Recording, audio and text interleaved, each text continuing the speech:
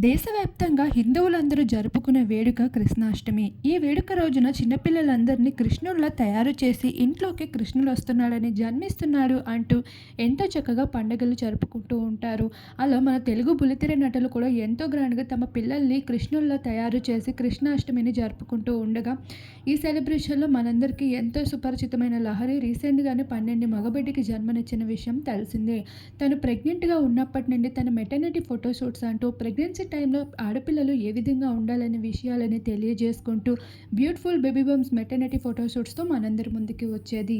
అయితే తను రీసెంట్‌గానే 12 మగబిడ్డకి జన్మనివ్వడం జరిగింది. అటువంటి లహరి తన బేబీ బాయ్‌తో కలిసి ఈ జన్మాష్టమిని ఎంతో స్పెషల్‌గా, బ్యూటిఫుల్‌గా జరుపుకుంటూ వచ్చేసింది. కృష్ణుడిలా అలంకరించి తన బేబీతో కలిసి మనందరి ముందుకి వచ్చేసింది.